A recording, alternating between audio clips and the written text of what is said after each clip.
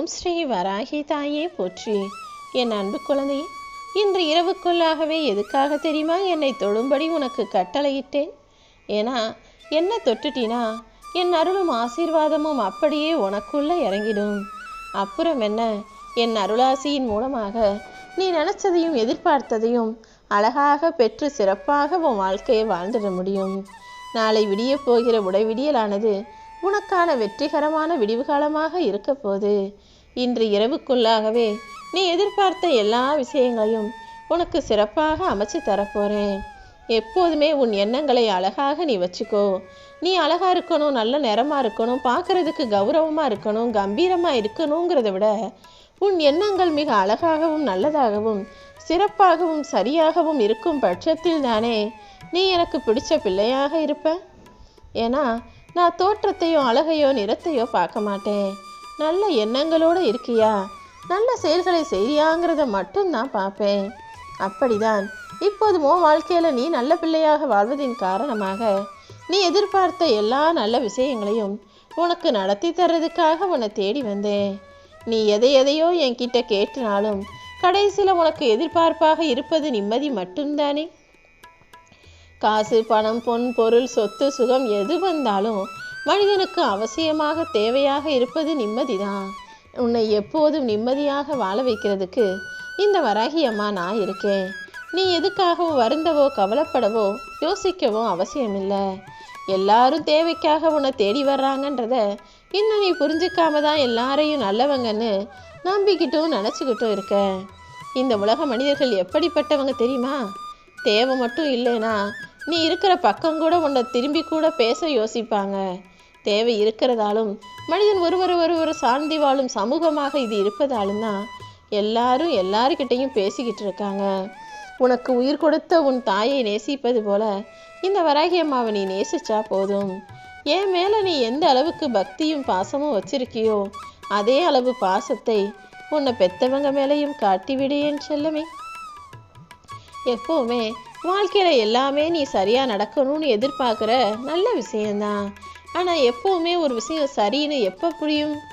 அது தவறாக நடக்கும்போது, தவறான முடிவுகள் வரும்போது தானே நாம் செஞ்சது தவறா, இதை இப்படி சரியாக செய்யணுமான்னு உனக்கு அனுபவம் கிடைக்கும். மொத்தத்தில் ஒரு விஷயத்தை தவறாக செய்யும்போது, அது தவறான முடிவாகும் போது தான் அது அனுபவத்தின் மூலமாக உனக்கு நல்ல முடிவுகளை கொடுக்கும்.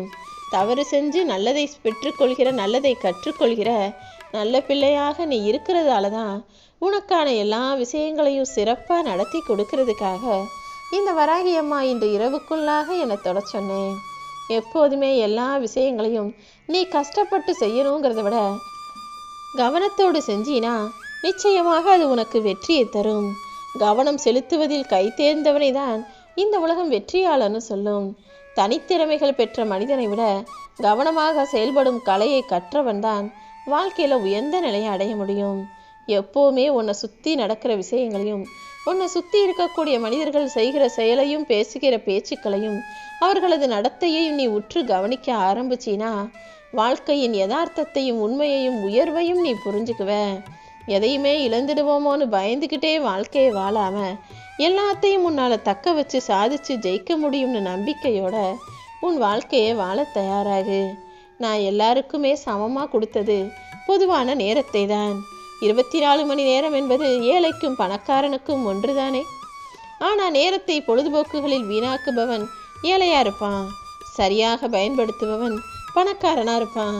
இப்போ சொல்லு, நேரத்தை பயன்படுத்தி பணக்காரன் ஆக போறியா, அல்லது தேவையில்லாத வீண் விவாதங்களிலும் வாக்குவாதங்களிலும் பொழுதுபோக்குகளிலும் செயல்பட்டு நீ இப்படி ஏழையாகவே இருக்க போறியான்னு? சரியா செயல்படு, திறமையா செயல்படு, கவனமா செயல்படு, நிதானமா செயல்படு. 24 மணி நேரமும் உனக்கான நேரம். உனக்காக நான் கொடுத்துருக்க மாபெரும் சொத்து. அதை சரியா பயன்படுத்திக்கிட்டினா உன் வாழ்க்கையில் சொத்து சுகம்னு நீ நிம்மதியாக வாழ முடியும். எப்போவுமே நீ பேசுகிறத தப்பாகவே புரிஞ்சுக்கிறவங்க கிட்ட நீ பேசுகிறத விட பேச்சை குறைச்சிக்கிறது தான் நல்லது. உன்னை சரியாக புரிஞ்சுக்கிறவங்க கிட்டையும் நீ பேசினா ஒரு அர்த்தம், பேசாட்டி என்ன யோசிக்கிறேன்றதையும் புரிந்து கொள்ளக்கூடிய நல்ல மனிதர்களிடம் மட்டுமே உன்னுடைய பேச்சும் பழக்கமும் இருக்கட்டும். உன் வாழ்க்கையில் என்ன மாறினாலும் அதை ஏற்றுக்க பழகு. மாற்றங்களை ஏற்றுக்கணுமே தவிர அதை எதிர்த்து யாருக்கிட்டையும் சண்டை போடவோ விவாதிக்கவோ போராடவோ வேண்டாம். மனிதன் வாழ்க்கையை வாழ்வது சில காலம்தானே. என்ன நடந்தாலும் நடப்பது நடக்கட்டும்னு அமைதியாக கடந்து போ. வாழ்க்கையில உன்னை விட சிறப்பா, உன்னை விட வசதியாக எத்தனையோ பேர் இருக்கலாம். ஆனா உன் வாழ்க்கையை உன் கைகளில் கொடுத்தாதான் அது சரியா சிறப்பா இருக்கும்னு தெரிஞ்சுதானே உன் வாழ்க்கையை உன் கைகளில் கொடுத்துருக்கேன். உன்னை விட சிறப்பா யாராலுமே இந்த வாழ்க்கையை வாழ்ந்துட முடியாது. ஏன்னா உனக்கு அவ்வளோ பிரச்சனைகள், அவ்வளோ கஷ்டங்களை சமாளித்து இன்னுமே நீ தைரியமாக எல்லாத்தையும் சீர்திருத்திக்கிட்டு சிறப்பாக மாற்றிக்கிட்டு தான் வாழ்ந்துக்கிட்டு இருக்க. அப்படிப்பட்ட திறமைசாலியாக நீ இருப்பதில் இந்த வராகி அம்மா எனக்கு சந்தோஷம்தான். நீ யாரையும் எதுக்காகவும் எதிர்பார்க்காம, யாராவது உனக்காக உதவி சொல்லுவாங்க, ஆறுதல் சொல்லுவாங்கன்னு நினைக்காம நீயாகவே உனக்கான வேலைகளை செய். பதிலுக்கு பதில் பேசுகிறவங்க கிட்ட கூட, உன்னோட எதிரியிடம் கூட நீ எதிர்த்து பேசலாம், வாதாடலாம். ஆனால் வீம்புக்குன்னு பேசுகிறவங்க கிட்ட இதுதான் சரி, நான் சொன்னது தான் சரி, நான் அதையே திரும்ப திரும்ப சொல்பவர்களிடம் நீ பேசுகிறத விட பேசாமல் இருக்கிறது தான் உனக்கு நல்லது. எப்போவுமே மகிழ்ச்சியாக வாழணும்னு நினச்சினா உன் வாழ்க்கையில் நடந்த மகிழ்ச்சிகரமான நல்ல விஷயங்களை தேடணுமே தவிர, அதற்கு எதிர்மறையாக உன் வாழ்க்கையில் நடந்த கஷ்டமான விஷயங்களையும் கடந்த கால நிகழ்வுகளையும் பற்றி சிந்திக்காதே. நீ என்ன நினைக்கிறியோ அதுதான் உன் வாழ்க்கையில் நடக்கும்னு நான் சொல்லியிருக்கேன் தானே. எப்பவும் நல்லது நினை, நல்லதையும் யோசி. நல்லது தான் என் வாழ்க்கையில் உறுதியாக நடக்கும்னு நீ நம்பும்போது உயர்தரமான நல்ல விஷயங்களையும் உன் வாழ்க்கைக்கு உதவக்கூடிய நல்ல விஷயங்களையும் நான் நடத்துகிறேன். எப்போவுமே உன்னை பற்றி பேசுகிறவங்க எல்லாருமே சரியாக பேசுவாங்க, திறமைசாலி, புத்திசாலின்னு நீயாக நினைக்காதே. உன்னை உயர்த்தி பாராட்டி பேசுபவனும் ஒருவேளை காரியவாதியாக இருக்கலாம். உன்னை குறை சொல்கிறவங்க கூட ஒருவேளை உன் மேலே அக்கறையோட நல்லது சொல்கிறவங்களா இருக்கலாம். ஆனால் எப்போதுமே உன்னை மட்டம் தட்டி பேசுகிறவன் மட்டமானவனாகத்தான் இருப்பான். ஆனால் அவனும் சீக்கிரமே உனக்கு கைத்தட்டி கை கொடுத்து பாராட்டக்கூடிய வகையில் உனக்கான உயர்ந்த தரத்தை நான் உருவாக்குவேன் செல்லமே. நீ நிச்சயமா நல்ல நிலைமைக்கு வருவ. இப்போதைக்கு உன் வாழ்க்கையில் நடக்காமல் இருக்கிறதும் காலதாமதமாகுவதும் எல்லாமே உன் நன்மைக்காக மாறதான் போகுது. காரண காரியத்தோடு தான் நான் அனைத்தையுமே செய்கிறேன்றதை புரிஞ்சுக்கோ. எந்த இடத்துல பேசணுமோ பேசிட்டு அப்புறமா அதை பற்றி யோசிக்காமல், பேச வேண்டிய இடத்துல பேசாமல் இருந்துட்டு அப்புறமா அதை யோசித்து வருத்தப்படாமல், எங்கே பேசணும், எங்கே பேசக்கூடாது, எங்கே இதை செய்யலாம், எங்கே செய்யக்கூடாதுன்ற புரிதலோட உன் வாழ்க்கையை சரியாக வழிநடத்த தயாராகு. சொந்த பந்தங்கள் உன்னை சுற்றி இருக்கிறவங்க உனக்கு எதிராக 1000 சொன்னாலும் நீ யார், என்ன செய்கிறன்னு உனக்கு தெரியும் தானே. அதை மட்டும் சிறப்பாக செஞ்சுட்டு போய்கிட்டே இரு. உன்னை ஒதுக்கி வைக்கணும்னு நினைக்கிறவங்க கிட்டேருந்து நீயாகவே ஒதுங்கி விடுவது தான் உனக்கு மரியாதை. கொஞ்சம் மௌனமாக பொறுமையாக ஒதுங்கி நின்று பாரு. யாராவது உன்னை தேடுறாங்களான்னு கவனிச்சு பாரு. யாருமே உன்னை தேடலைனா ஏன் அவங்க இப்போல்லாம் உன்னை தேடலை, ஏன் அவங்களுக்கான காரியம் உன்கிட்ட முடிஞ்சு போச்சுடான்னு எல்லாத்தையும் யோசிக்க பழகு. இதுக்கு முன்பாக உன்கிட்ட பழகுனவங்க, உன் மேலே அன்பு வச்சவங்க, உன் மேலே பாசம் வச்சவங்க, உன்னை நல்லா பார்த்துக்கிட்டவங்க இப்போ ஏன் இப்படி நடந்துக்கிறாங்கன்னு யோசிச்சினாலே எல்லாத்துக்குமே காரணம் உனக்கு புரிந்திடுமேன்னு சொல்லமே. எத்தனையோ இரவுகளை நீ தூக்கம் இல்லாமல் கண்ணீர்லையே கழிச்சிருக்க. எத்தனையோ விஷயங்கள் கனவுகளாக உனக்கு வந்து நனவாகாமல் உனக்கு கஷ்டத்தை கொடுத்துருக்கு. உன் சோக கதையை சொல்லி அழுகக்கூட யாரும் இல்லாமல், பந்த பாசம்னு ஒருத்தரும் இல்லாமல் நீ தனியாக தவிச்சதெல்லாம் எனக்கு தெரியும்.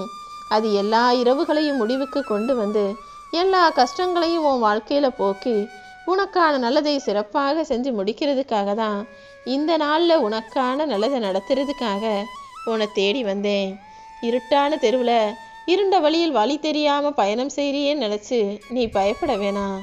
உனக்கு துணையாக நான் இருந்து எல்லா வழிகளையும் புதுசாக காட்டி உன்னை ஜெயிக்க வச்சு உன் வலியையும் வேதனையையும் போக்கி உன் காயத்துக்கு மருந்து போட்டு உனக்கு முன்னேற்றத்தின் வெற்றி கயிற்றை கொடுப்பேனேன் செல்லமே.